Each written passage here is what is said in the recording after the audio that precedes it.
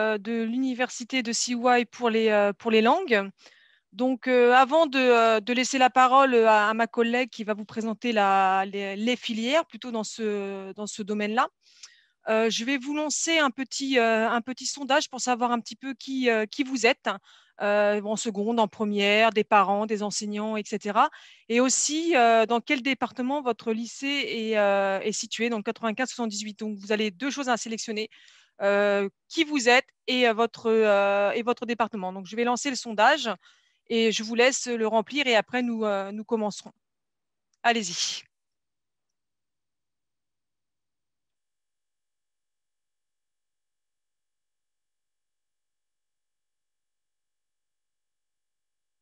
En attendant que vous remplissiez, je préfère vous prévenir que nous avons bloqué les caméras et les micros, hein, donc c'est fait exprès. Donc je vous laisserai poser vos questions dans la discussion et je me permettrai de les relayer directement à Madame Blin-Cordon qui y répondra le moment voulu.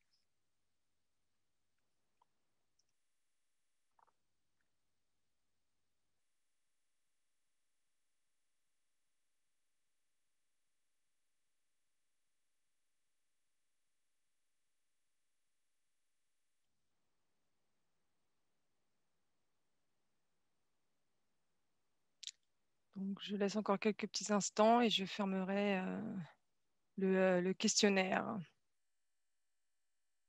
Je vous laisse remplir le questionnaire parce que je vois qu'il y a une remarque dessus. Je vous laisse remplir le questionnaire, ça me suffit. Merci.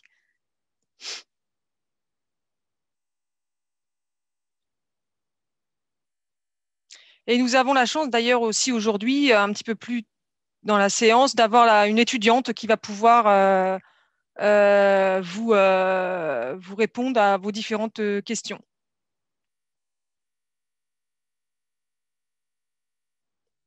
Je vais clôturer du coup le sondage.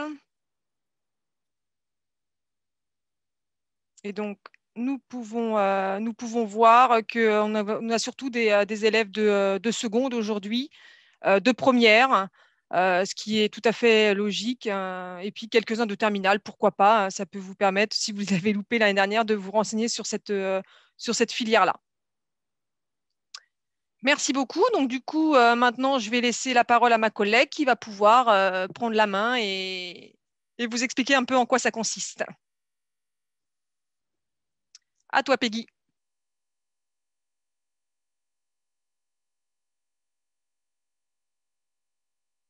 Par contre, il faut que tu mettes ton micro, Peggy, on ne t'entend pas.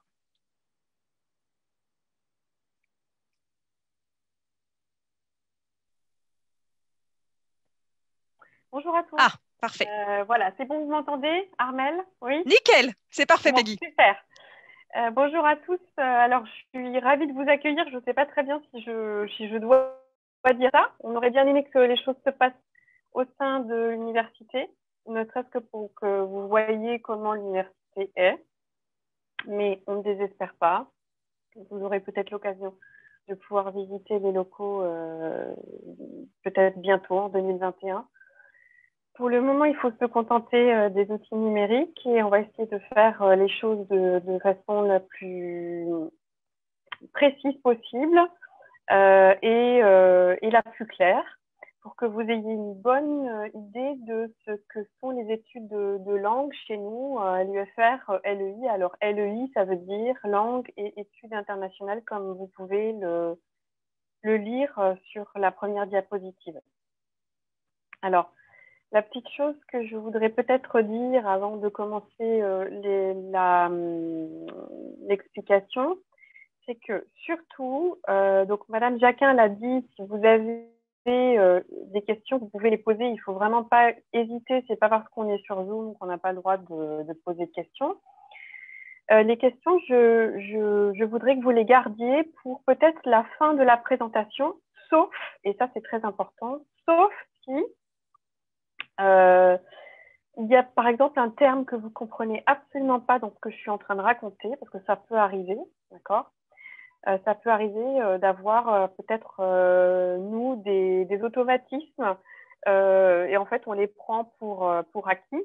Et on se rend plus compte que pour quelqu'un qui vient de l'extérieur, ça ne veut pas dire grand-chose. Donc, surtout s'il y a quelque chose que vous ne comprenez pas au cours de la discussion et de la présentation et qui vous empêche tout simplement de vous concentrer sur le reste, parce que vous ne comprenez pas, vous ne pouvez pas avancer, il ne faut pas hésiter en cours de présentation. Et puis, une fois que j'aurai terminé, vous pourrez poser peut-être des questions plus vastes sur ce que je vais essayer de vous raconter aujourd'hui. Alors, l'autre chose que je voulais vous dire, c'est que si j'ai bien compris, il y a beaucoup d'élèves de seconde. Voilà, c'est très bien de vouloir s'intéresser, essayer de se projeter et de faire en sorte peut-être de tâter le terrain le plus tôt possible. Donc, je suis très contente qu'il y ait beaucoup d'élèves de seconde. Et puis, pour les élèves de première, ça peut-être vous permettra de transformer l'essai pour l'année prochaine dans le choix de vos spécialités complémentaires pour l'année prochaine. Alors, on y va, c'est parti. C'est pas forcément très agréable de faire court, en tout cas de faire une présentation devant un écran noir, mais je vais essayer de faire de mon mieux pour être la moins rébarbative possible. Alors déjà, une petite précision avant toute chose. Nous, on est là de façon très, on va dire, décontractée en parlant UFR langue, UFR sciences et techniques. C'est merveilleux, mais vous savez peut-être pas ce que c'est qu'une UFR en fait.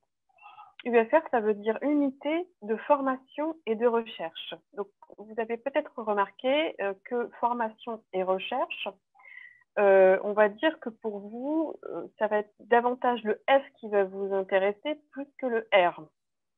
Mais c'est quand même important de savoir que dans une unité de formation et de recherche, il y a une double identité. Il y a l'identité pour former les étudiants, donc vous, futurs étudiants, qui allez rentrer à l'université, je l'espère, dans quelques temps. Et puis, il y a aussi ce qu'on appelle des laboratoires. Alors, c'est vrai qu'on a plus l'habitude d'avoir, on va dire, des laboratoires avec des pipettes, voilà, des boîtes de pétri et des choses comme ça. Mais c'est pas parce que on n'est pas, nous, en sciences dures, qu'on fait pas de recherche. Donc, moi, mon métier, c'est à la fois de faire de l'enseignement, donc de vous former, d'accord, et aussi de faire de la recherche, c'est-à-dire qu'on est presque tous enseignants-chercheurs. Donc moi, je travaille, par exemple, je vous l'ai mis sur la première diapositive, sur la littérature britannique du 19e siècle. Et on écrit des livres, on fait des projets, on crée des projets, on écrit des articles, on fait des conférences sur un domaine de recherche particulier. Alors, ça peut être l'histoire, par exemple, l'histoire de la Chine pour certains collègues, l'histoire du Japon, la littérature du Japon pour d'autres. Moi, il se trouve que je suis angliciste, donc mon corps de métier, c'est l'anglais et la littérature en particulier. J'enseigne la littérature et la traduction. Voilà, c'était le petit préambule pour expliquer ce que c'était que le F et le R de UFR, parce que je ne suis pas sûre que vous en ayez tous conscience. Alors, si on a dans l'idée de faire des études de langue, il y a plusieurs choses qu'il va falloir avoir en tête avant de s'inscrire. Donc, quelques petits conseils préalables pour faire en sorte d'être bien sûr que c'est là qu'on veut aller. Si on s'inscrit dans une licence en LEI, il faut avoir quelques qualités et il faut avoir suivi peut-être un certain parcours dans le secondaire. J'ai dit peut-être, je n'ai pas dit obligatoirement, mais je dis ça donne certains atouts et une base solide. Alors, c'est quoi? Les prérequis. Qu'est-ce que c'est qu'un prérequis? C'est quelque chose qui est requis avant de faire quelque chose. Donc, c'est une qualité qui est soit à développer, soit déjà bien installée, si on veut faire des études chez nous en LEI. C'est mieux si on a suivi un baccalauréat dit, alors je dis général, je sais qu'on ne dit plus comme ça, mais on va dire, voilà, c'est Vous comprenez tout ce que je veux dire. Donc, c'est bien si on a suivi un baccalauréat dit général. Avec une spécialité LLCER, c'est encore mieux. Donc, voilà pour les choix que vous aurez à faire très bientôt, si ce n'est pas déjà fait. L'histoire, géographie, c'est aussi la spécialité histoire, géographie, géopolitique et sciences politiques, c'est aussi un gros atout. Et puis, le volet humanité, littérature et philosophie, c'est très bien aussi. Sciences économiques et sociales, c'est aussi une très bonne spécialité pour pouvoir préparer son entrée en LEI. Ensuite, l'autre compétence très très importante, c'est la bonne maîtrise de la langue écrite et de la langue orale. Donc, effectivement, vous allez tous penser d'abord à l'anglais ou à l'espagnol et vous allez tous vous dire, oui, donc il faut une bonne maîtrise de la langue espagnole ou de la langue anglaise si on veut faire à LEI des études d'espagnol ou des études d'anglais. Je suis d'accord, mais j'ai envie de vous dire tout autant que la langue française. Il y a beaucoup, beaucoup de français lorsqu'on fait des études de langue. C'est peut-être le point le plus surprenant, en tout cas du point de vue des étudiants. On fait énormément de français, puisque pour maîtriser, avant de maîtriser une langue seconde, il est essentiel de maîtriser sa langue maternelle. Donc, ne serait-ce que par exemple, moi, je fais beaucoup de traductions, et que vous soyez dans n'importe quelle filière de l'UFR-LEI, vous serez amené à faire de la traduction. Et donc, la traduction, c'est certes du français vers l'anglais, mais c'est aussi beaucoup de français, d'anglais vers le français, ou d'espagnol vers le français, ou de japonais vers le français. Donc, il faut une bonne maîtrise de la langue française. L'autre chose qui porte à confusion parfois chez les étudiants, les futurs étudiants, en tout cas les élèves qui veulent sortir en LEI, certains se disent, tiens, je fais de l'anglais depuis pas mal de temps, je fais de l'espagnol depuis peut-être un peu moins longtemps, mais bon, j'en fais. Je ne sais pas trop quoi faire de mon futur de néo-bachelier. Donc, du coup, je vais faire des langues.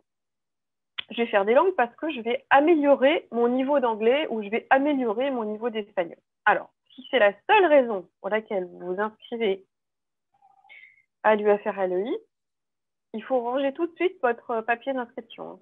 C'est absolument pas une raison valable pour vous inscrire. En tout cas, ça ne doit pas être la seule. Je ne vous dis pas que vous ne ferez pas de progrès en langue. Évidemment, vous en ferez. Mais ce n'est pas le but d'études à l'UFR-LEI. À l'UFR-LEI, vous allez apprendre la culture hispanophone ou la culture japonaise ou la culture anglophone, le monde des affaires chinois, le monde des affaires anglophones, mais vous n'allez certainement pas vous inscrire en LEI comme vous allez vous inscrire à, je ne sais pas moi, au Wall Street Institute ou à Berlin, d'accord? Nous ne sommes pas un organisme de formation de langue. Nous faisons de l'histoire, du marketing, de la littérature, de la traduction, de l'histoire de l'art, en anglais, en espagnol, en japonais, etc. Mais et puis, bien sûr, nous dispensons des cours de langue pour améliorer votre grammaire, votre vocabulaire, etc. Mais le but n'est pas, et ça c'est vraiment très très important, ce n'est pas d'améliorer votre niveau d'anglais ou d'espagnol. Alors, la dernière chose qu'il faut avoir en tête lorsqu'on s'inscrit, c'est que c'est une formation qui va vous apprendre à développer vos capacités d'analyse et de synthèse. D'accord? Donc, vous allez beaucoup analyser, vous allez beaucoup réfléchir, Vous allez beaucoup lire, d'accord? Donc, c'est quelque chose qu'il faut avoir en tête si c'est une formation qui vous tente. Voilà, vous allez beaucoup faire d'analyse. Et vous allez aussi vous constituer une solide culture générale, mais il faut déjà qu'elle soit un tout petit peu ancrée. Il faut que vous vous intéressiez un peu aux choses du monde. Langue et études internationales, donc dedans, il y a quand même international. Donc, si les choses, si les affaires du monde ne vous intéressent pas trop, bon, peut-être qu'il faut choisir autre chose. Alors, en dehors des études spécifiques à l'UFR et l'EI, il y a d'autres qualités qui vous seront nécessaires. Et ça, j'ai envie de vous dire de façon, on va dire, que vous vous inscriviez à LEI ou dans une autre unité de formation de l'université. La première chose qui vous sera utile, c'est une bonne dose d'autonomie, de régularité dans le travail et de persévérance. Vous n'en avez peut-être pas conscience aujourd'hui parce que vous êtes en seconde, vous êtes en première, peut-être en terminale, mais l'université repose avant tout sur vous. C'est-à-dire, posez-vous la question de savoir si vous avez, à votre avis, parce que parfois en seconde, il est un petit peu difficile de répondre à cette question, est-ce que vous avez en vous les ressources pour travailler seul, sans que personne ou presque, parce que à LEI, ce n'est pas tout à fait le cas, sans que personne ou presque ne vous vienne vous tirer par la manche pour vous dire « Hé, là, tu n'as pas fait ton travail, c'est pas bien, je suis pas contente. » Non, ça ne se passe pas comme ça à l'université. À l'université, vous êtes seul, ce qui ne peut pas dire que vous n'êtes pas accompagné. On accompagne énormément. En plus, on est une université vraiment à taille humaine. Donc moi, je connais le nom de tous mes étudiants. Je connais le prénom de tous mes étudiants ou presque. Et je les suis depuis de nombreuses années. Donc, on est vraiment extrêmement proche des étudiants. Ça, c'est vraiment quelque chose de très important. Ce qui n'empêche pas qu'il faut une bonne dose de régularité et d'autonomie dans le travail personnel de l'étudiant qui représente à peu près 40 à 50% du travail général. C'est-à-dire, il y a les cours et puis ensuite, il y a ce qu'on fait autour des cours. D'accord ? C'est pour ça qu'il faut avoir une bonne rigueur méthodologique, mais ça, on va vous l'apprendre aussi en première année. Et puis aussi, voilà, il faut faire preuve de grande curiosité intellectuelle pour toujours aller plus loin et pour essayer de creuser ce qui a été dit en cours et se le réapproprier. Alors, avant de s'inscrire en LEI, il va falloir faire un deuxième choix. Donc, premier choix, c'est est-ce que j'ai toutes les capacités que Madame Blincordon vient d'énoncer pour pouvoir peut-être faire un étudiant solide dans la formation. La deuxième chose, c'est maintenant, il va falloir choisir quelle branche. Allez, ça y est, j'ai décidé, je vais m'inscrire en LEI. Qu'est-ce que je fais maintenant? Dites-moi où il faut que je signe. Donc, ce n'est pas tout à fait comme ça que ça va se passer. Il va falloir d'abord choisir parce que chez nous, il y a un menu assez long, d'accord? Déjà, dans ce menu assez long, il y a parmi les 6 formations que nous vous proposons, je crois que j'en ai oublié aucune, je crois que c'est ça, on verra bien si j'ai bien compté tout à l'heure. Le premier choix, c'est de savoir si vous voulez vous inscrire en LEA ou en LLCER. Alors, il manque un truc. Alors, la première filière, c'est la filière LLCER. Et la deuxième filière, c'est la filière LEA. Alors, LLCER, qu'est-ce que ça veut dire? C'est comme au lycée. De toute façon, la réforme a été copiée intégralement sur ce qu'on propose à l'université. C'est vrai, puisque les thématiques que vous abordez, parfois même les choix de romans que vous avez, ce sont ceux que l'on travaille parfois en LLCER. et c'est certes la nouvelle mouture du lycée aujourd'hui, mais c'est vraiment extrêmement similaire à ce que nous on fait en LSER. Alors, la LSER, c'est quoi? C'est langue, littérature et civilisation étrangère et régionale. Ça, c'est la première branche. Donc, on est d'accord? Première branche, LSCER. Deuxième branche, LEA. La branche LSCER va être, comme son nom l'indique, dévolue à des questions de littérature. Alors, nous, on dit civilisation, mais vous appelez ça encore histoire. D'accord? Donc, qu'est-ce qu'on va y faire dans cette filière? On va y faire de la littérature, de la traduction, de l'histoire. On va apprendre à connaître la culture anglophone ou hispanophone. De l'autre côté, il y a une autre filière qui s'appelle LEA. Je pensais avoir mis une diapositive avec les deux filières, mais je vois que non. Donc, on passe tout de suite dans le détail. La deuxième filière, c'est la filière LEA. Donc, LEA, langue étrangère appliquée. Cette deuxième filière, elle est beaucoup plus ancrée dans le monde de l'entreprise. D'accord? Ça veut dire quoi? Ça veut dire que on va beaucoup plus parler marketing, commerce international. On va faire aussi beaucoup de traduction, mais plus de la traduction journalistique, pas littéraire.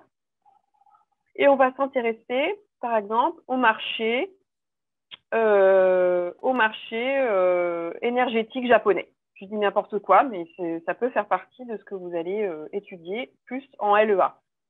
En LSER, on ne s'intéressera jamais au marché énergétique américain, quoique. Mais par contre, on apprendra ce que c'est que la Constitution des États-Unis, comment fonctionne le système électoral américain, quels sont les principaux auteurs britanniques du 19e siècle. Voilà. Donc, on verra plus tard quels sont les débouchés, mais voilà. Premier choix, qu'est-ce que je choisis? La LSER ou la LEA? Et vous vous dites, ça y est, c'est bon, j'ai choisi LSCER. Ça m'arrange, c'est la première chose que je vais vous présenter. C'est pas fini, parce que pour la LSCER, on a encore un choix à faire. Il faut savoir si on fait une LSCER anglais ou une LSCER espagnole. Qu'est-ce que ça veut dire? Ça veut dire que si vous choisissez la LSCER anglais, c'est là où moi j'enseigne, eh bien, vous allez faire de la littérature, de l'histoire, de la traduction dans le domaine anglophone. Et si vous choisissez la LSER espagnole, vous allez faire la même chose, mais dans le domaine hispanophone, donc Amérique latine et Espagne. Donc, vous vous dites, voilà, qu'est-ce que je veux faire? Est-ce que je veux faire des études d'espagnol ou des études d'anglais? Nous avons deux LSER à Cergy. Il n'y a pas de LSER japonais, pas de LSER chinois ou pas de LSER allemand. D'accord?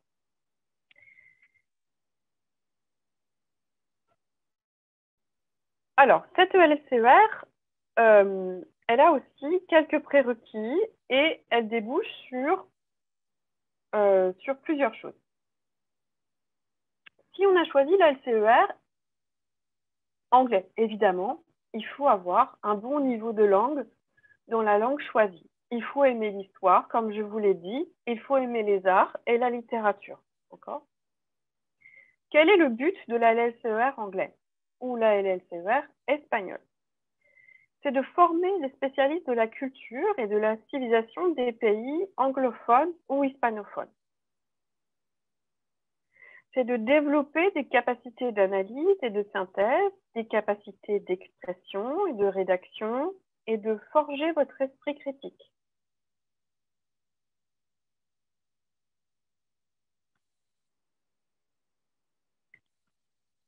J'espère que jusqu'ici, tout va bien. S'il y a quoi que ce soit, surtout n'hésitez pas. Quels sont les débouchés de la LSER dans la vie active?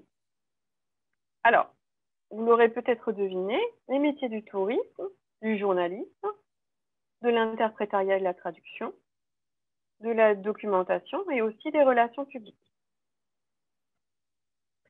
Et surtout, parce que ça représente une bonne partie de nos étudiants, cette LLCER permet d'accéder à ce qu'on appelle le Master MEF. Alors, Master MEF, c'est tout simplement les concours de l'enseignement. On va dire que nous sommes la voie privilégiée pour faire, pour passer le CAPES d'espagnol ou le CAPES d'anglais, mais aussi pour s'inscrire dans une formation qui va vous permettre d'enseigner dans le primaire. Donc le Master MEF, il existe aussi pour ce qu'on appelle le premier degré. Donc le premier degré, c'est le primaire et la maternelle. Il faut devenir professeur des écoles. Vous vous souvenez, d'un côté la LLCER, de l'autre côté la LEA. Alors, la filière LEA, là aussi, une fois que vous vous dites non, moi je suis plus dans le monde de l'entreprise, voilà, je suis plus attirée par les matières, ce qu'on appelle les matières appliquées, plutôt que la littérature ou l'histoire. Ce qui ne veut pas dire que vous n'en ferez pas, d'histoire en LEA. Alors, pour la LEA, donc, ce qui veut dire langue étrangère appliquée, là aussi, il va falloir faire un choix. Parce que nous avons plusieurs LEA. La première, celle qui est la plus grosse, d'accord, parce qu'il y a beaucoup d'inscrits, c'est la LEA anglais-espagnol. Donc, vous allez devoir suivre des cours qui sont à la fois en anglais et à la fois en espagnol. Le tout sur des matières appliquées, encore une fois, du marketing, de la traduction journalistique, voilà, qu'est-ce qu'il y a d'autre, ça m'échappe là, mais je pourrais vous donner le détail plus tard si vous souhaitez. Deuxième LEA anglais-allemand, qui prend d'ailleurs des grands débutants, je crois. Troisième LEA anglais-japonais, qui accepte des débutants aussi. Et la dernière, LEA anglais-chinois, qui accepte les débutants en chinois aussi. Attention, si vous vous inscrivez notamment, tout particulièrement en LEA anglais-espagnol, il faudra maîtriser au même degré l'anglais et l'espagnol. On vous demande, les exigences seront les mêmes pour l'anglais et pour l'espagnol. Même chose, quels sont les prérequis et les objectifs de la LEA? Donc, je viens de vous le dire, maîtrise de 2 langues étrangères, tout particulièrement pour l'espagnol, la LEA anglais-espagnol. Là, on est beaucoup plus axé sur une formation au monde des affaires au niveau international, grâce à l'enseignement de la communication, du marketing, avec des notions fortes d'économie, de gestion, de management, mais aussi un petit peu de droit international. Quels sont les débouchés après une licence de LEA? Alors, le commerce international, la publicité, le tourisme, l'hôtellerie, la traduction, le journalisme, l'import-export, les relations publiques, les assurances, la banque, le commerce international, la communication. J'avais déjà mis commerce international plus haut. Alors, je vais passer très rapidement parce que vous êtes un petit peu, voilà, c'est un peu loin, mais bon, peut-être que ça intéressera certains. Nous avons aussi ce qu'on appelle un CMI, c'est-à-dire un cursus master ingénierie. C'est une formation en plus de la formation, vous faites ça en plus, c'est un module en plus de la licence qui prépare en fait au statut d'ingénieur. Bon, je vais passer très vite, je pourrais éventuellement y revenir plus tard si vous avez des questions, mais on va dire que c'est pas ce qui vous intéresse aujourd'hui pour que vous fassiez vos choix dans les mois futurs. Il y a une dernière option dont je n'ai pas parlé, c'est la licence professionnelle. Donc, à partir de la 3e année, donc vous faites, par exemple, imaginons, vous faites 2 années de LEA. Voilà, vous savez, la licence, je ne sais pas si vous le savez d'ailleurs, la licence, c'est en 3 ans, d'accord? Et puis, voilà, vous êtes inscrit en LEA et puis vous vous rendez compte que vous voulez vraiment mettre davantage un pied dans l'aspect professionnel et dans le monde du travail. On a des licences professionnelles. Donc, une licence professionnelle, ça veut dire 50% du temps en entreprise et 50% du temps à l'université. Et à Cergy, on a 2 licences professionnelles qui sont intégrables sur dossier à partir de la 3e année. Mais il faut faire 2 ans d'abord, 2 ans à l'EA ou à l'SER. Donc, la première licence, c'est la licence TCCI. Alors, c'est une licence technico-commerciale en commerce international. Et la deuxième, c'est la RISLAV. C'est responsable international de structures de loisirs, d'accueil et de vacances. La RISLAV, c'est pour accéder à des postes de manager et d'assistant dans des domaines de la communication, de la commercialisation, l'animation, l'accueil, etc. Donc, dans le tourisme.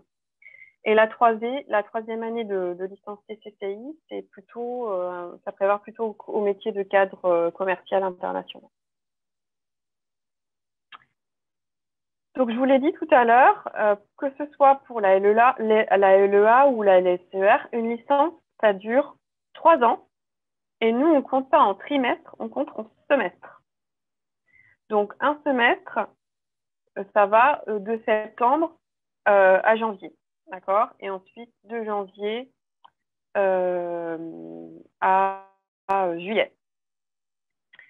On commence le 8 septembre et on finit, les derniers jurys sont aux alentours du 14 juillet. D'accord.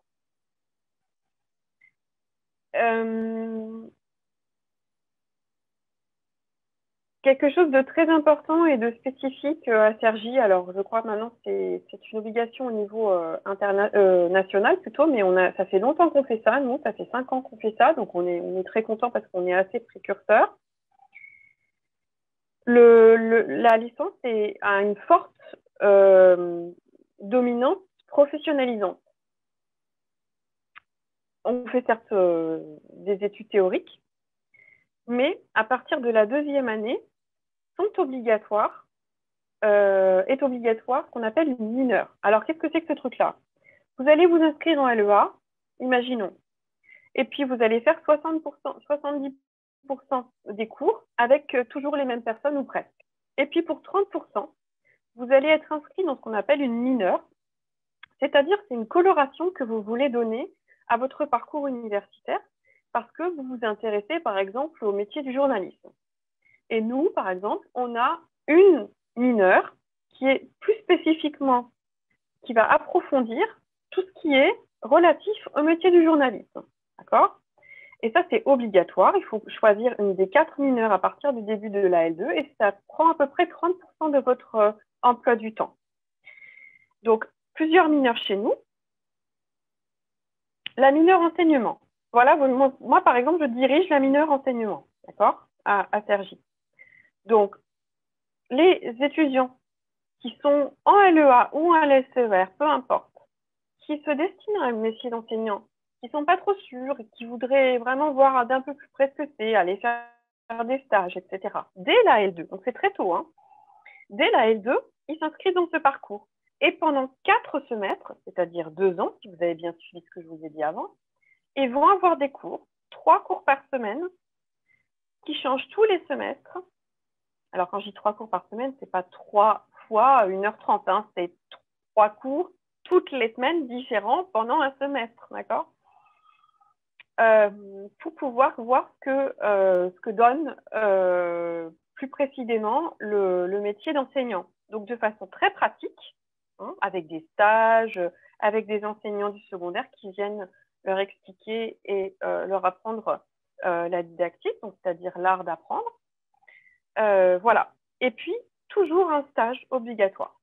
On a une deuxième mineure, dont je vous parlais tout à l'heure, médias et sociétés dans le monde. Donc, c'est pour ceux qui s'intéressent davantage au métier du journalisme. Une mineure culture et tourisme, je pense que je n'ai pas tellement besoin de préciser ce que c'est. Et puis, une mineure commerce international. Là aussi, je pense que je n'ai pas tellement besoin de préciser ce que c'est. Donc, vous voyez, vous choisissez une mineure parmi ces quatre-là, à partir de la L2, et vous avez plusieurs enseignements qui permettent tout simplement d'approfondir et de donner une couleur, d'accord, à votre diplôme. Et toujours un stage obligatoire pour pouvoir valider votre licence. Et le stage, il se fera dans le domaine de la mineure que vous avez choisi. Je sais que ça fait beaucoup d'informations, beaucoup de choses à intégrer, les filières, choisir dans la filière, après qu'est-ce que c'est que la mineure. Mais vous inquiétez pas, je suis là pour répondre à vos questions. Et puis, c'est en regardant, en allant sur le site de l'université, que vous pourrez aussi relire à tête reposée les options qui s'offrent à vous. Alors, la question des départs à l'étranger, peut-être que c'est un peu prématuré, mais en tout cas, c'est plus que possible. À partir de la deuxième année, plus souvent la troisième, il y a beaucoup de séjours en Erasmus qui sont possibles chez nous. Et puis, si ce n'est pas Erasmus, ça peut être avec des universités partenaires. Et puis, pour les japonisants, par exemple, il y a systématiquement un séjour dans une université japonaise. Il me reste un tout petit peu de temps pour les questions avant que Isabelle, notre étudiante, prenne la parole. Alors, je vous écoute. Ouais, juste Peggy, Isabelle pour l'instant n'arrive pas à se connecter depuis ce matin à ses cours aussi, donc Isabelle elle a du mal à se connecter, donc D'accord. je suis pas, ouais, depuis ce matin même avec ses cours c'est compliqué, donc j'attends de voir, mais donc on va d'abord répondre aux questions. Allez-y, Bien vous sûr. en avez, n'hésitez pas hein, à les poser. Nous sommes là à votre disposition.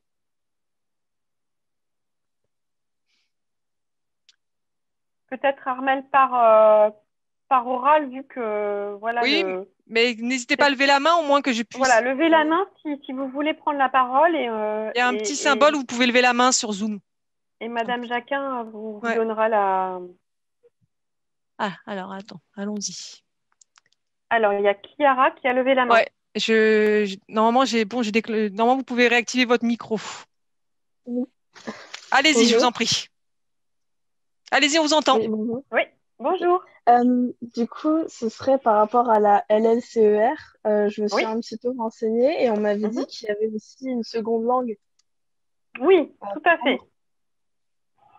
Alors, vous pensez à quoi? Vous pensez à quoi, Chiara? Est-ce que c'est une langue que vous voudriez commencer ou que vous voudriez garder par rapport au secondaire? Alors, en fait, je vais essayer de prendre italien à partir de l'année prochaine, mais je ne savais pas si c'était, si ça se fait ici à Cergy. Alors, laissez-moi réfléchir, mais malheureusement, je crois qu'on ne propose pas de cours d'italien en langue 2. D'accord. Il faudrait que vous alliez voir sur le site. Je crois que toutes les langues sont marquées, mais à ma connaissance, je ne crois pas que l'italien fasse partie de ce qu'on propose pour la langue 2. Mais regardez, allez voir sur le site de l'UFRLEI. Peut-être que je me trompe. D'accord. Auquel cas, je pourrais me renseigner. Et de toute façon, vous voyez sur la dernière diapositive, vous avez mes coordonnées mail. N'hésitez pas à m'envoyer un message et je me renseignerai pour vous si vous ne trouvez pas l'information sur le site. D'accord? D'accord, merci. Alors, j'ai une dans le chat. Alors, qu'appelez-vous une bonne maîtrise de la langue?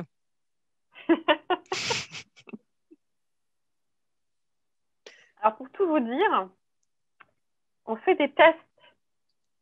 La première,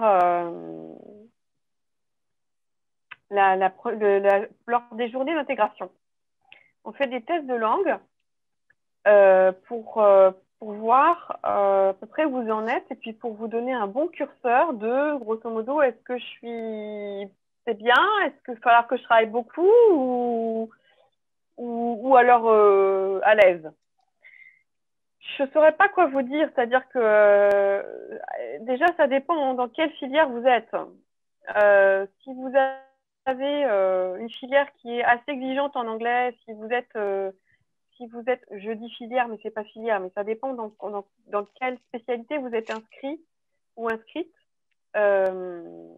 pour le secondaire au lycée.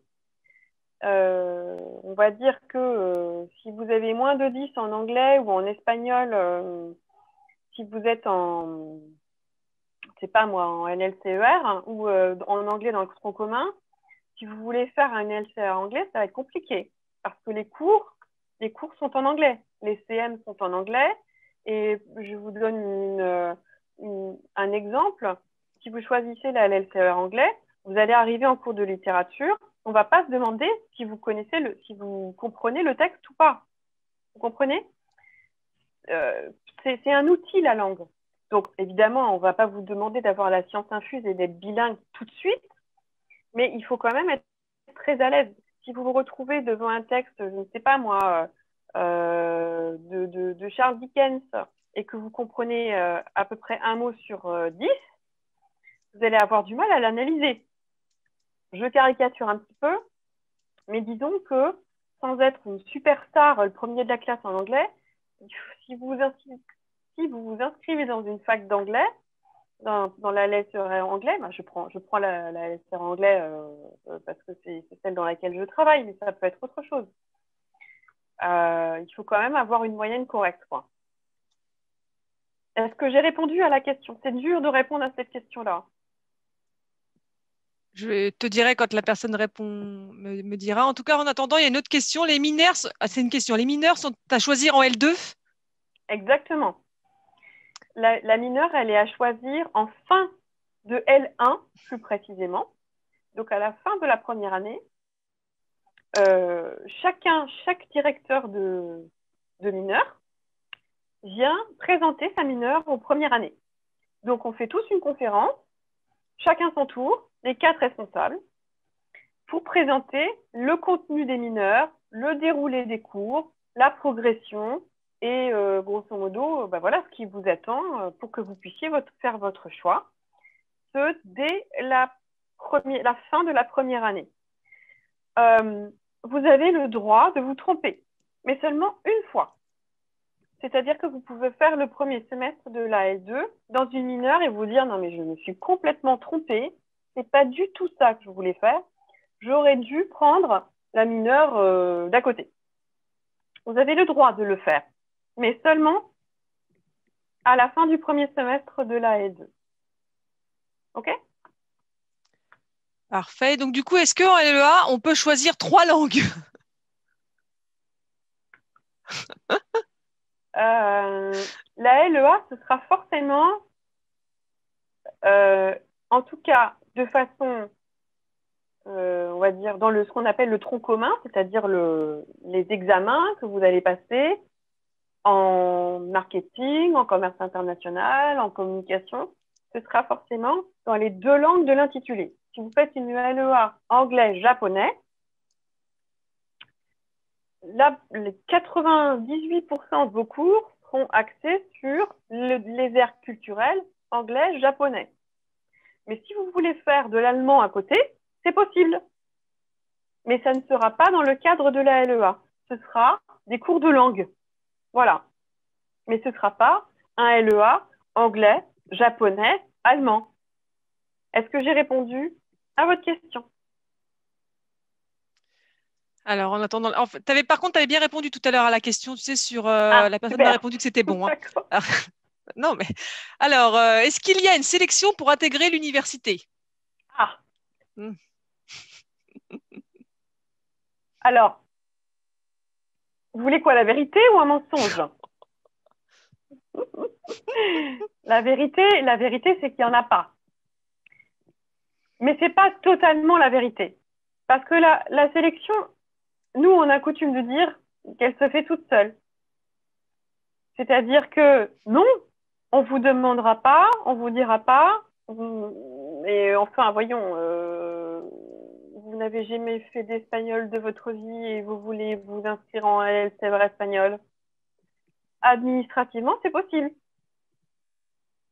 Évidemment, je pense que la personne qui a posé cette question c'est pas vraiment ce qu'elle a en tête. Je caricature et je prends un exemple extrême. Mais cet exemple extrême, il est assez révélateur. C'est-à-dire que oui, n'importe qui peut s'inscrire en LLCR espagnol, même quelqu'un qui n'a jamais fait d'espagnol. Mais qu'est-ce qui va arriver au bout de la première semaine? Démotivation. Super, il fait chaud et il y a la cafette et les copains, mais est-ce que ça suffit véritablement pour se lever le matin? Donc, je suis pas sûre. Hein. Donc, nous, on ne sélectionne pas. On vous dit constamment, voilà, vous en êtes où vous en êtes. C'est-à-dire que le test, par exemple, que vous allez passer en début d'année, il n'est pas prescripteur. C'est-à-dire, si vous avez eu 5 sur 20, on ne va pas vous dire au revoir, la sortie c'est par là, vous avez interdiction de vous inscrire en LEI. Non. Mais on va vous dire, et on va vous le dire, et ça c'est très important parce que c'est aussi respecter la personne qui s'inscrit en LEI, on va vous dire, est-ce que vous êtes sûr que c'est ce que vous voulez faire? Parce que là, pour l'instant, vous n'avez pas les bons outils, vous n'avez pas les outils pour pouvoir mener la formation de façon correcte. Mais on va vous le dire, mais on ne pourra pas vous interdire de venir en cours. Par contre, ce qui va se passer, c'est que peut-être qu'il y a un petit décalage avec les attendus. Bon, vous allez travailler et vous allez réussir hein, à surmonter, ça se voit et c'est tout à fait, c'est tant mieux. Mais parfois, on a aussi des étudiants qui sont issus de filières du secondaire qui sont très, très, très, très, très lointaines de la LEI. Et on va dire qu'ils ne comprennent pas parce qu'ils ont eu, en fait, dans le secondaire, ils avaient 15 tout le temps en anglais. Mais on va dire que ce qu'on leur demandait quand ils avaient 15 tout le temps en anglais pour, je ne sais pas moi, une filière technique, par exemple, c'est pas tout à fait les mêmes exigences que nous, on demande quand on vous demande d'analyser un texte, je sais pas moi, de littérature, comme je l'ai dit tout à l'heure, vous comprenez? Donc, peut-être que vous savez faire une phrase complexe et que vous avez voilà, des mots de vocabulaire suffisants pour vous exprimer en espagnol, par exemple, de façon correcte. Mais est-ce que ce sera suffisant pour pouvoir suivre les cours? Donc, moi, la chose que je vous conseille vivement, mais bon, Madame Jacquin va peut-être me dire que ce ne sera pas possible, c'est que nous, on propose des journées d'immersion généralement mois de février, d'accord? C'est-à-dire que vous pouvez venir voir dans les cours ce que c'est qu'un cours de première année. Alors, je ne sais pas du tout si ce sera possible cette année, mais en tout cas, si vous avez la possibilité, si c'est maintenu, vous avez la possibilité de vous y inscrire, c'est la première semaine des vacances de février. Nous, on travaille, d'accord, pendant cette première semaine de vacances, et on vous accueille dans nos UFR pour que vous veniez assister à nos cours. Et pour moi, c'est la meilleure manière de prendre la température. Je confirme, voilà. Mais après, est-ce que c'est vrai cette année? Je ne sais pas encore. Hein, si ça va être possible, on attend. Parce que s'il reprend potentiellement normalement le 5 septembre, ouais. Donc, on ne peut pas le garantir pour cette année. Ouais. Oui, 5 février, pardon. Donc, c'est vrai que c'est… Mais voilà. sinon, elle a complètement raison. C'est le mieux. Donc, il n'y a pas de sélection. Mais voilà. C'est très, très dur pour nous de voir certains étudiants qui sont pas à leur place et qui sont malheureux et qui se démotivent et qui, à la fin du semestre, vous savez, chez nous, les évaluations, elles ne se font pas comme au lycée. Au lycée, vous êtes constamment évalué. Vos bulletins, ils sont truffés de notes dans toutes les matières. Chez nous, c'est pas comme ça que ça se passe. Vous êtes évalué la première fois, grosso modo, autour des vacances de la Toussaint. Donc, vous êtes depuis un peu plus d'un mois, depuis presque 2 mois, vous êtes en cours. D'accord? Donc, ça fait 2 mois, en fait. Les 2 mois, ils se passent et généralement, vous n'avez pas été évalué. Donc, les premières désillusions, j'ai l'impression de présenter tout en noir, mais c'est super hein, de faire des études à LEI. Hein. Mais les premières évaluations, elles arrivent donc grosso modo fin octobre, et vous avez vos premières notes. Et là, vous savez vraiment, d'accord, là où il va falloir que vous fassiez des efforts, là où vous avez super bien réussi, puis là, peut-être un peu moins. Et nous, on vous envoie des petits signaux quand même, parce qu'on vous voit en cours, en TD. Voilà, nous, on a la chance de ne pas avoir des très gros cours magistraux. Vous savez, les gros amphis, là, énormes. Ben, on n'a pas ça, nous, en LEI. C'est plus restreint. Donc, on commence à vous connaître. Et on vous dit, voilà, vous avez eu les résultats du test. Le test, ça s'est passé comment voilà, on vous sonde, on vous donne la parole aussi en cours pour vous, voilà, pour voir un petit peu ce que vous valez. Et c'est à peu près à ce moment-là que vous avez l'idée de ce que vous valez, sauf si vous vous êtes beaucoup entraîné avec le professeur, ce que je conseille toujours, en amont, depuis le mois de septembre, parce que nous, on corrige tout. Tout ce qu'on nous donne, on corrige, même si ce n'est pas le jour de l'évaluation. Moi, par exemple, j'encourage mes étudiants en traduction à me rendre leur traduction pour que je les corrige pour la semaine d'après, pour voir quel progrès ils peuvent faire et quel progrès ils ont fait. Mais ce n'est pas comme au lycée où vous êtes, encore une fois, vous êtes en DSC toutes les 5 minutes, d'accord? Et chaque professeur doit enregistrer tant de notes pour, sur Pronote ou sur École Directe ou je ne sais pas quoi, pour pouvoir aller au bout du semestre. C'est très différent ici. Il y a grosso modo, dans les petits groupes, dans les cours de petits groupes, il y a donc des devoirs au moitié de semestre. Et puis après, il y a le gros examen à la fin du semestre. Et c'est tout. D'accord? Et c'est tout. Alors après, il y a les rattrapages. Si vous avez raté les examens, pas de problème. Il y a toujours une deuxième chance. Mais encore une fois, vous êtes beaucoup moins évalué et donc c'est plus difficile de savoir où se positionner. Donc, il faut sans cesse essayer de s'entraîner pour pouvoir se jauger. Et ça, c'est très important. Et faire appel au professeur. Et de toute façon, je le répète, à Cergy, à l'UFR et l'EI, je ne veux pas sortir le violon et vous dire qu'on est une grande famille, etc. Mais on est quand même super proche de nos étudiants qui viennent nous voir. On a des créneaux pour qu'ils viennent nous voir s'ils ont un problème, s'ils n'ont pas compris quelque chose sur une copie. Enfin, on est quand même très, très disponible et très à votre écoute. Donc, ce n'est pas du tout comme dans une université que je ne nommerai pas, tout à côté de chez nous, énorme, avec des bataillons d'étudiants qui sont à 300 dans les amphithéâtres et où, on va dire, on n'a pas du tout les mêmes effectifs, nous. Donc, c'est aussi un gros plus. Bon, j'ai complètement débordé de la question, mais... Mais non, mais tu réponds à d'autres questions derrière, donc c'est parfait. Là, j'en ai une. Très bien. Ben non, mais c'est parfait. Est-il possible de cumuler un échange Erasmus en 2e ou 3e année avec une année en tant qu'assistant de professeur de français? Oui. Il y a quelqu'un qui veut partir, là. Il ou elle est prêt, elle veut partir, elle veut s'en aller. Ou il veut s'en aller. Alors, l'assistanat et Erasmus, ce sont deux choses différentes. La première chose, c'est qu'Erasmus, vous continuez vos études. C'est-à-dire que vous avez fait votre première année, vous êtes super content, vous faites de votre 2e année, vous êtes content, et puis vous vous dites, tiens, je vais postuler pour partir en Erasmus à Chypre, au Royaume-Uni,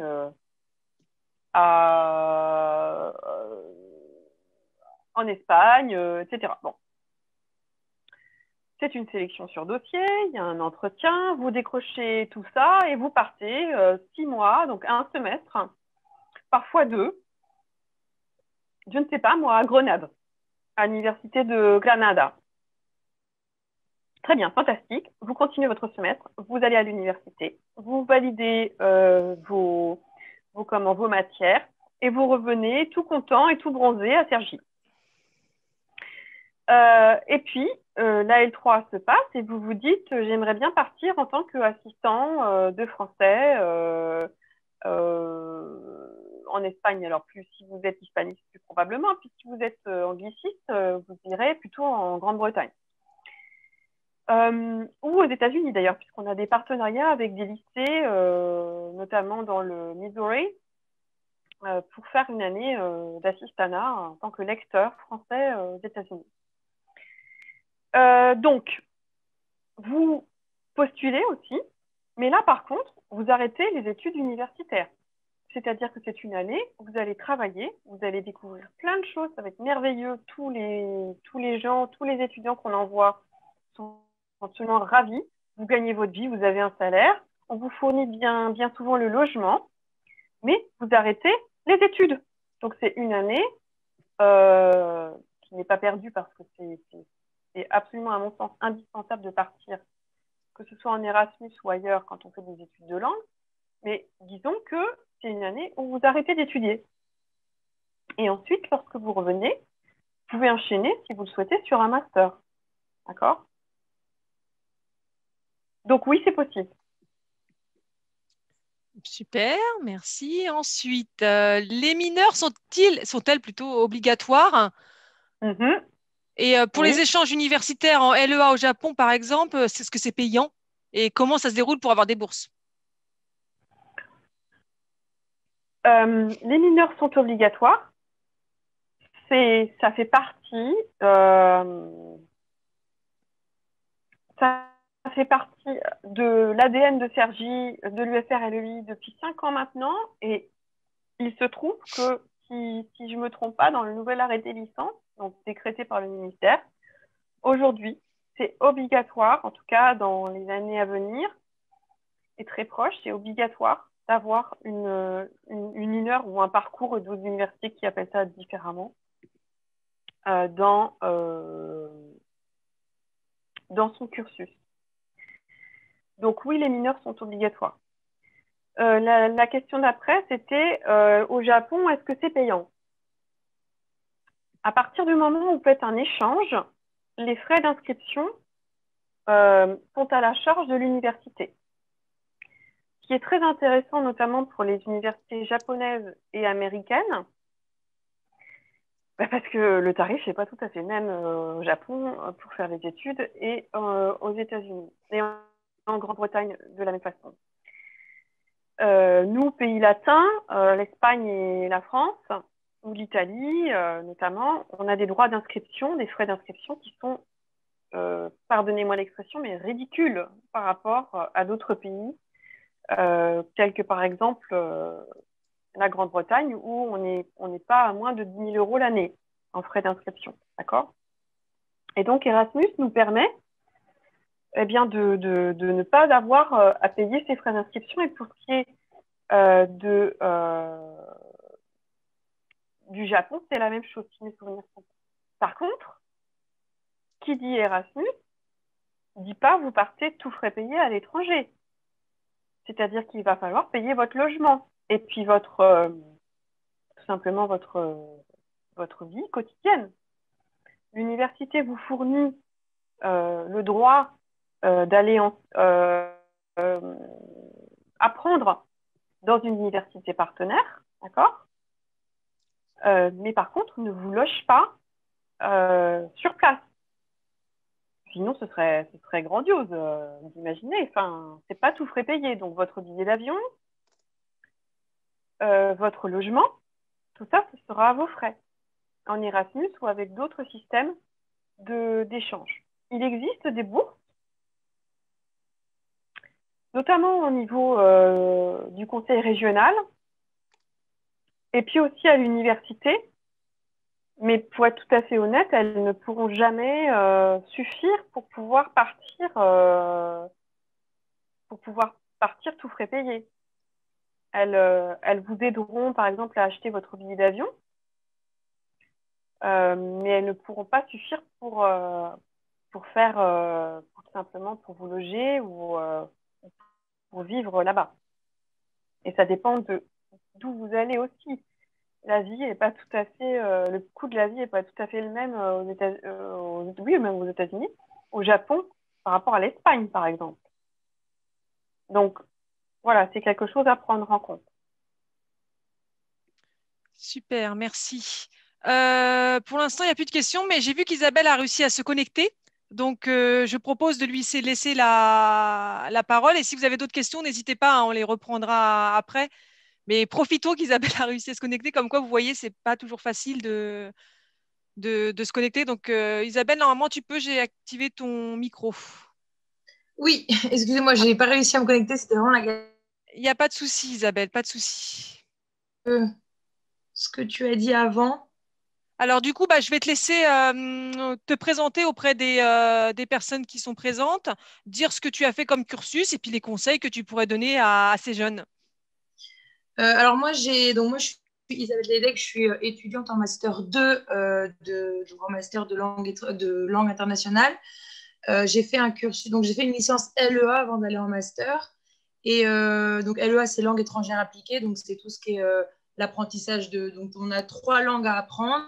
On a des civilisations, par exemple l'histoire de l'Amérique latine, l'histoire des États-Unis, l'histoire de l'Espagne, l'histoire de l'Angleterre. On a aussi, je ne sais pas si vous avez parlé de la LEA. On a Si, on a aussi parlé de tout. Tu peux y aller, vas-y. Mais tu peux redire, c'est pas grave, hein, c'est ah intéressant. d'accord, ok. Donc c'est Il n'y a pas pas de du tout souci. une filière littéraire, parce que c'est en fait c'est une filière littéraire dans le sens où on apprend des langues et où on va apprendre la civilisation, mais c'est aussi une licence où on va avoir des ouvertures sur le droit, on va avoir des apprentissages de marketing, de management, de comptabilité. Donc c'est quand même assez généraliste. Et les conseils que je peux donner aux lycéens, c'est que le travail ne va pas du tout être le même, va pas du tout être le même qu'au lycée ou qu'au collège, parce qu'en fait, les profs en licence, ils vont pas être toujours. C'est-à-dire qu'en licence, on n'a pas des contrôles, voilà, toutes les semaines pour savoir où on en est dans nos révisions. On n'a pas ça. En fait, ce sera des contrôles vraiment. Sur un mois, on va avoir tous les contrôles sur toutes les matières. Donc, il faut vraiment travailler au jour le jour parce que sinon, en fait, si on travaille que pour les partiels de fin d'année, on se retrouve avec 40 fiches à apprendre et c'est pas forcément très sérieux. Du coup, il faut vraiment faut se motiver à travailler tout seul parce que les profs ne seront pas derrière vous en train de vous dire faut travailler, ils ne seront pas derrière vous. Après, on dit souvent que les profs n'êtes pas en fac, mais je trouve ça un peu faux parce que si vous avez le moindre problème, vous voulez parler à votre professeur pour lui dire, ça ne lui gênera pas de vous expliquer ou de reprendre quelques notions que vous n'avez pas compris. Donc il y a ça et voilà, travailler tous les jours et puis surtout ne vous limitez pas à vos cours, c'est-à-dire que surtout là je parle surtout pour la LEA parce que dans les autres filières où il n'y a pas de langue, faut pas se limiter à ces cours non plus, mais en LEA dans les langues en fait ne vous limitez pas aux cours de langue, faut aussi faut aussi écouter de la radio étrangère, écouter vos séries par exemple en anglais avec des sous-titres en anglais. Faut pas s'arrêter seulement aux cours, faut un peu élargir sa culture générale parce que ça vous aidera en fait dans tous les cours. Voilà, c'est tout ce que. Est-ce que tu peux du coup nous dire le master que tu fais et un peu en quoi ça consiste et à quoi ça va te servir après en fait?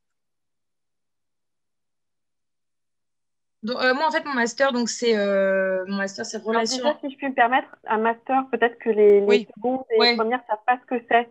Ah, ok. Alors, en fait, mon master, Isabelle. c'est juste après la licence. Donc, une licence, c'est 3 ans.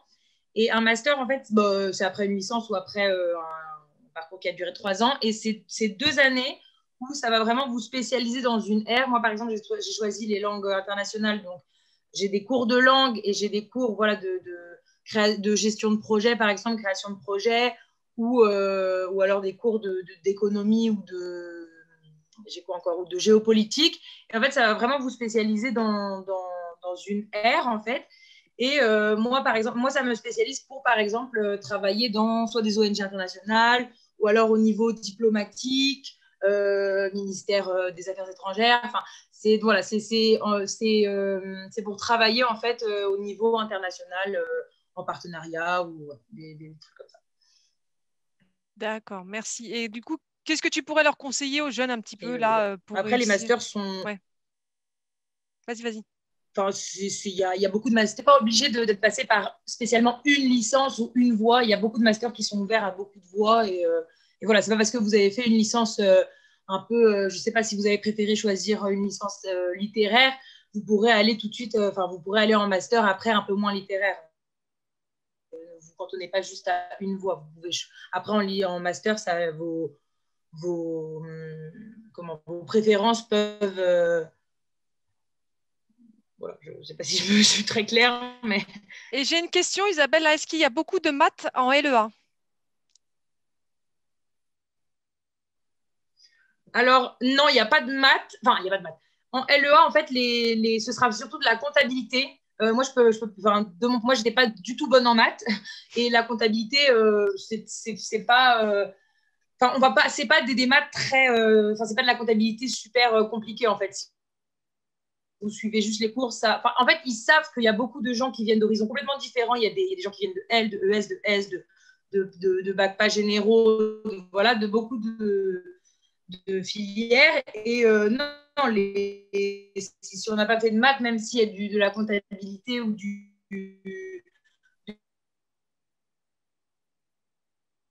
On t'entend plus, voilà. Ouais. Ah, voilà. Isabelle, tu es toujours là? Oui, Ah, vous pardon, je m'entendez t'entendais pas? plus. Si, je t'entendais. Alors, je vais activer le micro d'un jeune qui veut poser une question. Ma connexion marche pas.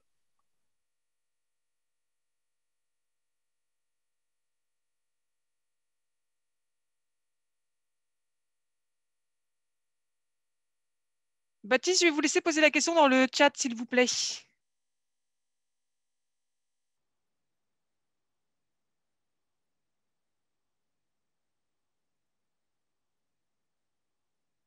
Est-ce que d'autres personnes ont des questions? Je vous laisse les poser dans le chat si vous en avez. Sinon,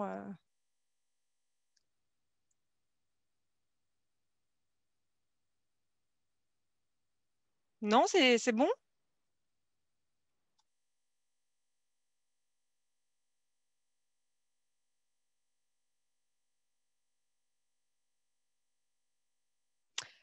Alors, est-ce qu'il y a des activités ou des associations dans l'université en général? Oui, bien sûr. Il y a beaucoup de possibilités d'aller voir d'autres étudiants, déjà d'autres UFR à CY. Il y a des associations qui sont plus ou moins spécifiques aux filières ou aux UFR, mais qui sont ouvertes à tous.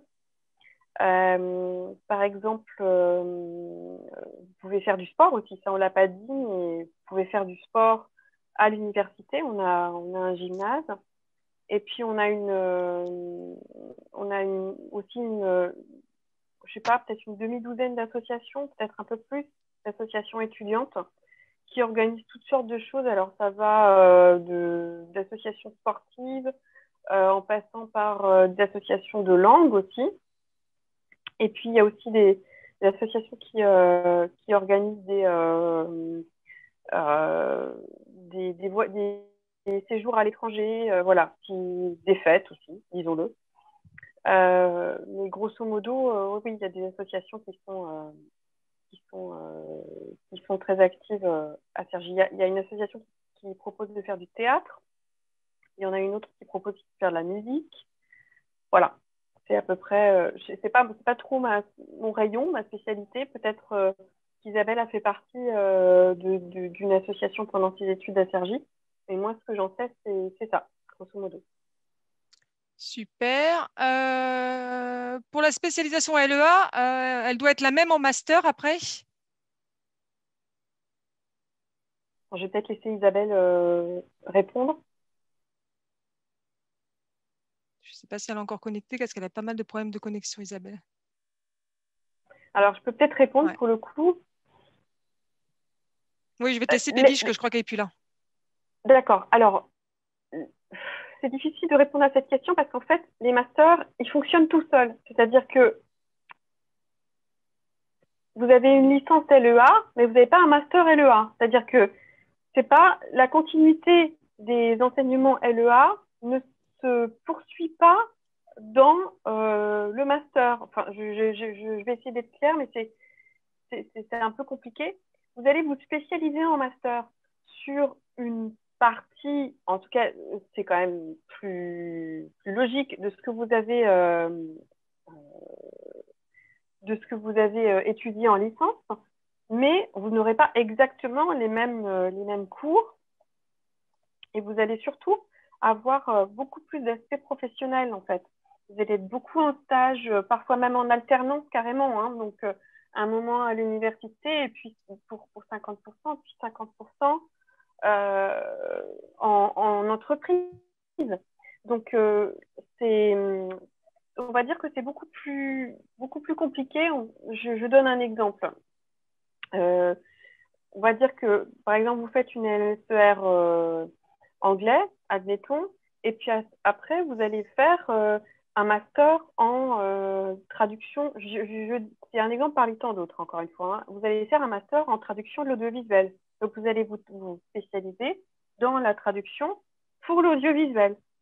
Évidemment, toutes les compétences que vous aurez développées en licence, elles vont vous servir pour faire ce master. Mais ce ne sera pas un copier-coller des enseignements que vous aurez eu en LSER anglais, par exemple, si vous avez suivi une LSER anglais. De la même façon, moi, j'interviens aussi beaucoup en master MEF, donc vous savez, ce qui prépare au métier de l'enseignement pour l'anglais. Et j'ai des gens qui viennent de LEA qui sont inscrits en MEF. Alors que c'est vrai, c'est pas forcément toujours l'évidence de s'inscrire en MEF quand on a fait un cursus LEA. J'espère que j'ai répondu à votre problème. Et du coup, en LLCER, quelles sont les matières enseignées?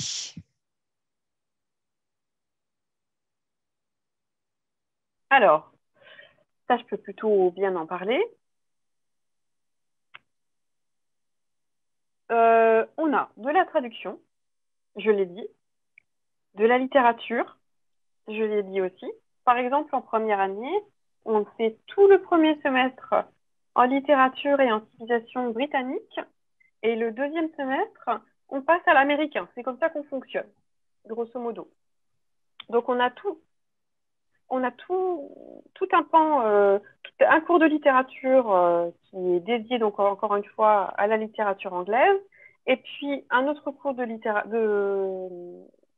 civilisation qui sera dédié à, à l'étude du fonctionnement de la monarchie britannique, à l'étude des institutions britanniques, etc., etc. Et puis, au deuxième semestre, on va passer à l'américain. Il y a aussi des cours de grammaire, il y a aussi des cours de traduction. Donc, 2 cours en traduction. Le premier, c'est le cours de thème. Alors, le thème, c'est quoi? C'est du français vers l'anglais. Et le cours de version, c'est de l'anglais vers le français. On a des cours de phonologie aussi pour correctement prononcer la langue. On a aussi des cours,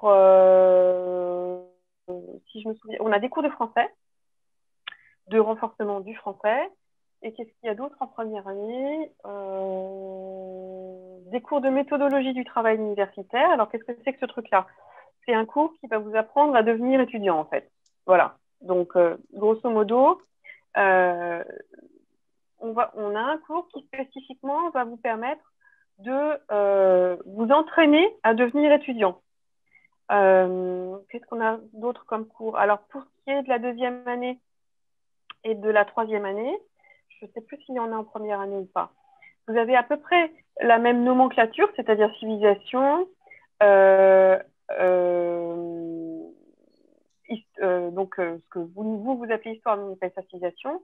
On a aussi toujours de la traduction, toujours de la littérature, mais on va plus s'attacher, par exemple, en littérature à découvrir une œuvre plutôt que de faire des extraits, par exemple. On va avoir aussi de la linguistique. Alors, la linguistique, c'est un mot pour dire, c'est de la grammaire, mais beaucoup plus pointue.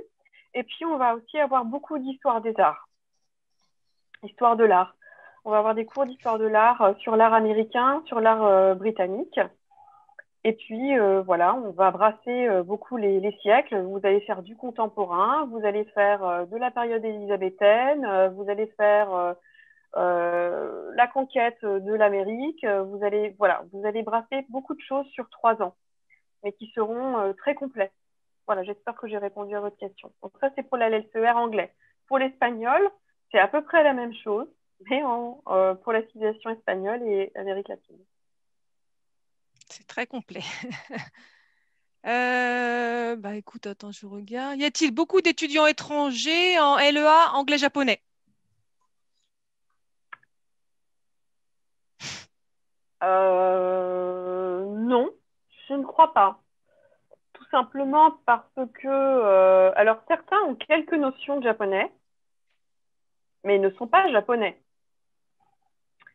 On a quelques étudiants japonais, mais qui sont en échange avec une université du Japon et qui viennent effectivement chez nous en LEA, souvent en LEA anglais-japonais. On a aussi beaucoup d'étudiants chinois qui viennent chez nous, mais pas forcément en LEA anglais-chinois. Alors, certains sont en master aussi. Voilà. Mais non, il n'y a pas beaucoup d'étudiants étrangers en LEA anglais-japonais. Alors, le LEA anglais-japonais,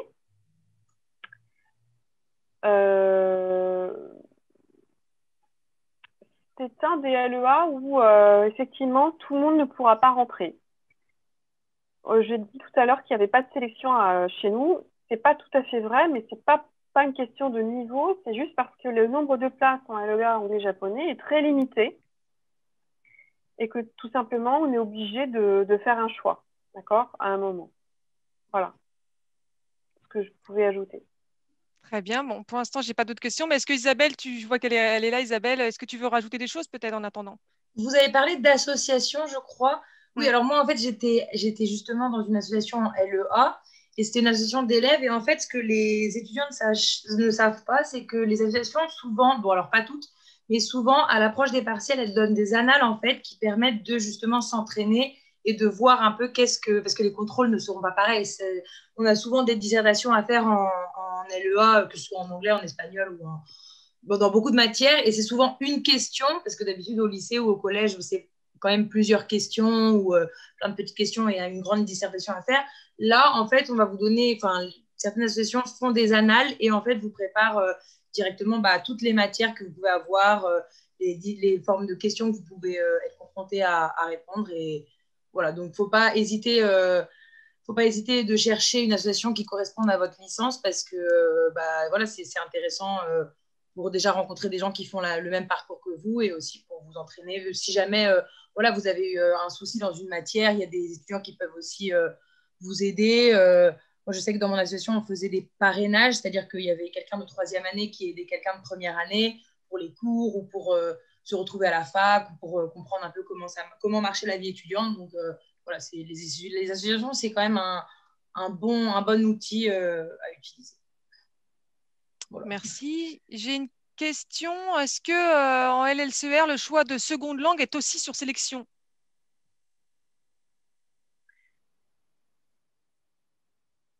Tu as coupé ton micro, Peggy. Voilà. Je crois qu'on a des groupes de niveau, en fait, pour les langues qu'on propose en langue 2.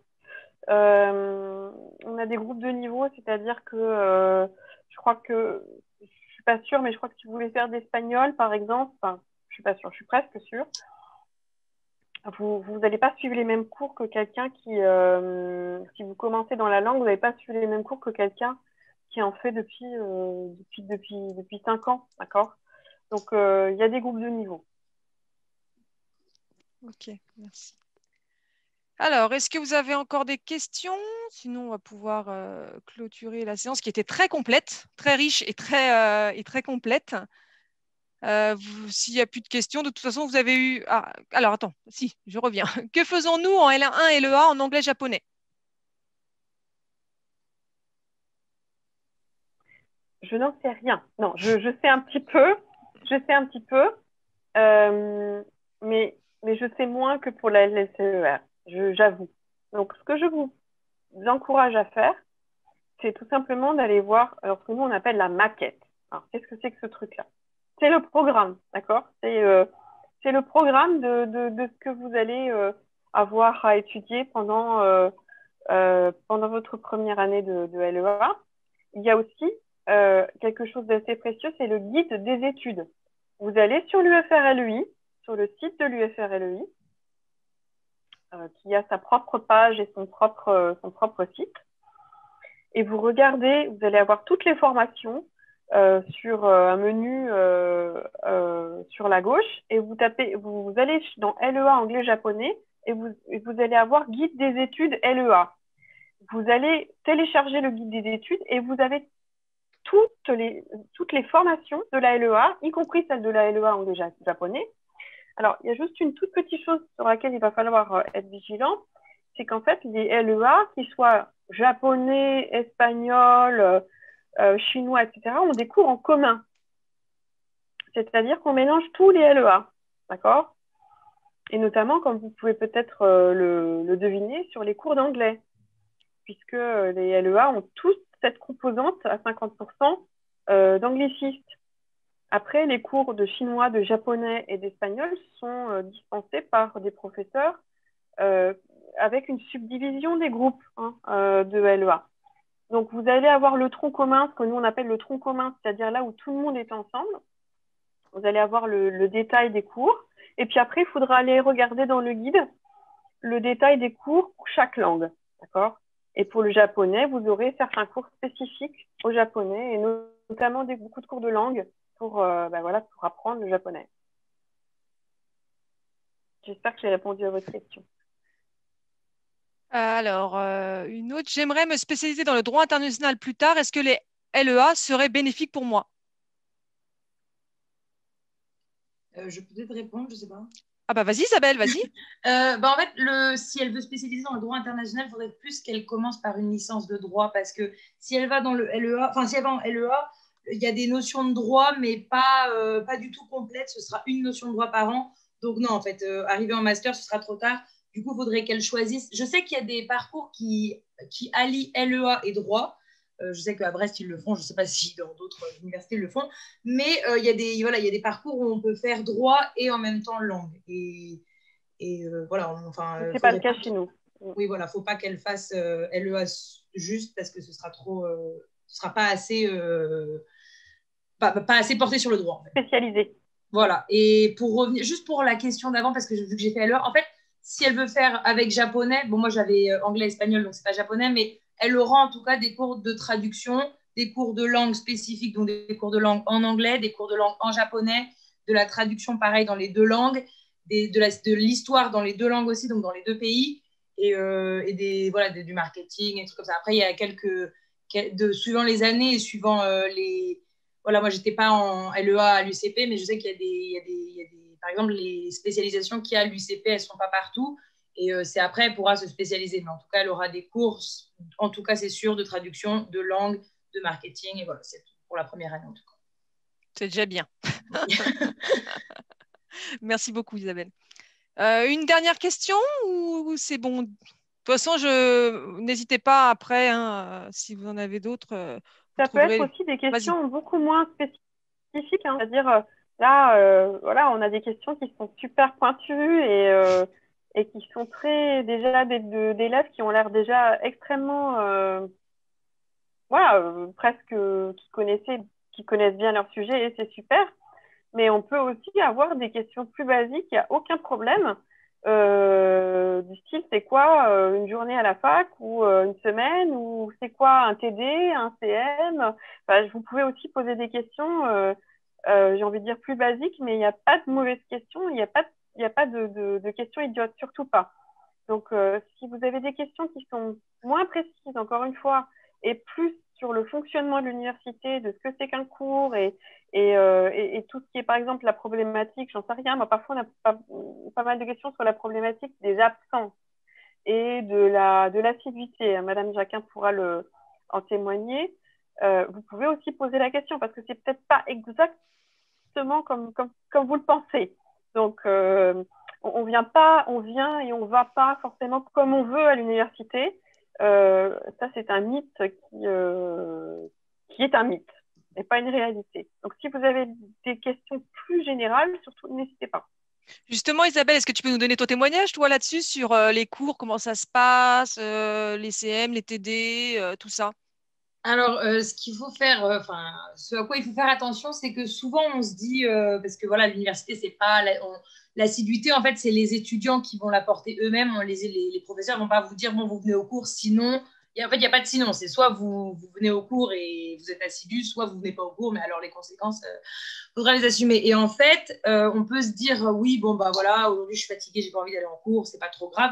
Non, c'est pas grave dans le sens où les profs ne vont pas vous pénaliser parce que vous n'êtes pas là, Mais sachez que des fois, il y a des cours, on ne sait pas en fait ce qu'il ne faut pas manquer, parce que sinon, ce n'est pas drôle. Et il y a des cours qu'il ne faut absolument pas manquer, parce que voilà, il y aura des choses qui seront dites par les professeurs et qui ne vont pas forcément être répétées. Donc, il faut vraiment éviter de dire j'ai la flemme, j'y vais pas, c'est pas grave, parce que c'est le piège et puis après, on n'y retourne pas. Donc. Et une journée à la fac, ce sera aussi différent suivant. Après, c'est pas pareil partout. Par exemple, je sais que la LEA, c'est un emploi du temps assez chargé.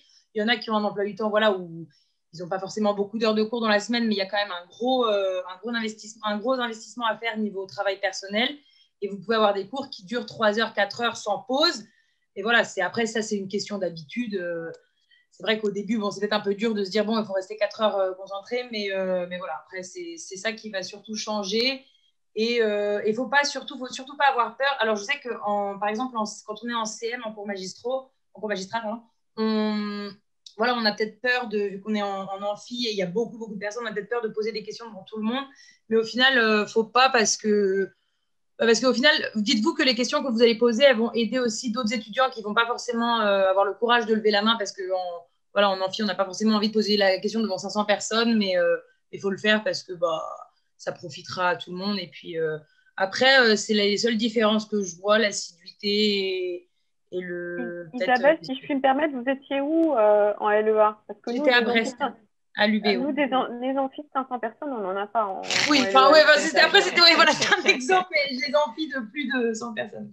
Nous, on est à 200, 250 maximum, et encore, c'est quand même très, très rare. Hein. En LLCR, je dois avoir 100, 150 étudiants au maximum en amphi. Et c'est vrai que ça, du coup, ça change aussi pas mal la donne. Oui. Comme je l'ai dit tout à l'heure dans la présentation, en fait, par rapport à d'autres universités, où c'est pas pareil. Je suis bien d'accord avec vous d'être en amphi de 500 et d'être en amphi de 250. Parce que on est plus à l'aise parfois. Et c'est vrai que même si on peut avoir, surtout en LEA, des TD assez chargés, nous, on ne dépasse pas les 35 en théorie. Oui. Voilà. Après, je disais, c'était un exemple, mais je disais, même devant 100 personnes, des fois, c'est un peu dur de prendre la parole. Oui, mais bien sûr, bien sûr. Mais voilà, c'était un exemple un peu. C'est pour ça que je ne sais pas si les élèves ont compris qui nous écoutent aujourd'hui, mais on a 2 types de cours. On a un premier type de cours qui est le cours magistral, comme Isabelle vous l'a dit, où en fait on est tous réunis, tous les étudiants de tous les groupes sont réunis en amphithéâtre pour suivre un seul et même cours. Et donc ce cours en amphithéâtre où vous êtes les plus nombreux, c'est un cours où le professeur va beaucoup parler et vous un petit peu moins. C'est pour ça qu'Isabelle disait tout à l'heure, c'est plus difficile de lever la main dans un amphithéâtre, même si c'est pas forcément impossible, voire tout conseillé. Et c'est vrai que c'est plus un professeur face à beaucoup d'étudiants. Et puis, on va avoir, et ce n'est pas la majorité des cours, ça c'est très important aussi, tout particulièrement en première année où on a très peu de cours magistraux, en tout cas dans certaines filières ici. Après, il y a la majorité de votre temps, vous allez le passer en petits groupes comme vous le faites aujourd'hui dans vos classes, c'est-à-dire à un maximum 35, parfois pour certaines filières beaucoup moins, parfois en LEA, en anglais-japonais, c'est même très peu, hein, c'est même une vingtaine. Et puis vous allez être en petit groupe avec un professeur, où là pour le coup c'est ce qu'on appelle les TD, donc les travaux dirigés, et vous allez être en comité beaucoup plus restreint, vous allez faire beaucoup de travaux, on va dire, appliqués, et vous allez prendre la parole davantage, et le professeur là aussi va être beaucoup plus en interaction avec vous. Donc ce sont les 2 types de cours qui existent dans n'importe quelle université de France. Nous, on les appelle CM, parce que vous allez voir sur la brochure si vous allez la télécharger. CM TD, donc CM cours magistral, en gros groupe, d'accord? Et puis TD, travaux dirigés, donc en petits groupes, en classe, la majorité de votre temps. Et pour les TD, j'ajoute, l'assiduité est obligatoire. C'est-à-dire que pour le cours magistral, on ne fait pas l'appel, d'accord? Donc, si vous ne venez pas, c'est tant pis pour vous. Comme l'a dit tout à l'heure Isabelle, il y aura peut-être un truc fondamental que vous n'aurez pas écouté ce jour-là, mais personne ne viendra vous secouer pour que vous tiriez la tête de l'oreiller. Les travaux dirigés, le TD, donc les petits groupes, là, pour le coup, on fait l'appel et on vérifie votre présence. Et si, je ne vais pas rentrer dans les détails, mais si vous n'êtes pas là plus de 2 fois à un TD, en fait, vous passez par la case départ et vous ne touchez pas, vous touchez pas 20 000 francs. C'est pas comme au Monopoly. C'est-à-dire que vous êtes sanctionné dans le sens où vous avez 2 cartouches, d'accord? Vous avez 2 possibilités dans un cours et après, vous passez directement au rattrapage. C'est-à-dire qu'en fait, on ne vous autorise pas à composer à l'examen du cours. Vous êtes directement, ce qu'on appelle nous en session 2. Donc, vous n'avez plus 2 chances, mais une seule. Voilà, c'est ça la sanction en fait. Mais cette idée de l'université où on vient quand on veut et puis on repart quand on veut aussi, elle est fausse. Tout particulièrement en première et en deuxième année, vous êtes extrêmement surveillés en fait pour vous donner un cadre et un guide pour que vous soyez tout simplement au top pour suivre les enseignements qu'on vous dispense. Merci. Une dernière question du coup. Est-ce qu'il y a des logements universitaires? Oui, il y en a. Pas beaucoup, mais il y en a. C'est pas tellement nous. C'est plutôt le Crous en fait, ouais. Ouais, c'est pas tellement nous, c'est plutôt le Crous. Alors le Crous, je sais plus ce que ça veut dire, mais c'est un organisme qui gère tout ce qui est bourse. Parce que vous pouvez être boursier, hein, si vous remplissez les critères, d'être boursier, vous pouvez être boursier chez nous. Et puis qui alloue les logements étudiants, il y en a quelques-uns, pas beaucoup, mais il y en a. Alors j'ai une question par rapport au réseau médical. On n'est pas non plus des monstres. Normalement, les absences sont justifiées ou pas justifiées. D'accord? Vous avez le droit à 2 absences, qu'elles soient justifiées ou pas justifiées. Après, si vous avez des problèmes de santé, il y a une façon d'adapter votre cursus à vos problèmes de santé. C'est-à-dire que si vous avez une incapacité plus ou moins ponctuelle, permanente de vous rendre à l'université pour une raison ou pour une autre, nous, on a un système, un régime qui vous permet de suivre les cours en étant ce qu'on appelle dispensé d'assiduité. Ça veut dire qu'on ne va pas vérifier si vous êtes là ou pas là. On va vérifier, mais on ne va pas vous sanctionner. Voilà, donc c'était peut-être l'objet de votre question, Chiara, que vous m'avez envoyée en personnel. Ok, parfait. Donc, on va, je pense, conclure. C'était vraiment très, très complet. Merci beaucoup à Madame Blain-Cordon. Et puis, à la présence d'Isabelle aussi, qui a pu enrichir toutes ces informations-là. Donc, merci beaucoup, Isabelle. Je vous propose de clôturer là. Pour ceux qui sont intéressés, la semaine prochaine, nous en avons un autre plutôt sur tout ce qui est, comme maintenant, on a une nouvelle école parmi nous, tout ce qui est le PSS avec tout ce qui est pratique du service social. N'hésitez pas à vous connecter aux mêmes horaires. Sinon, je vous remercie à tous. Merci à Madame Blain-Cordon encore une fois, à Isabelle. Et puis, je vous souhaite une bonne fin de journée. Merci de votre présence et bon courage pour la suite du lycée. Bon courage. Merci.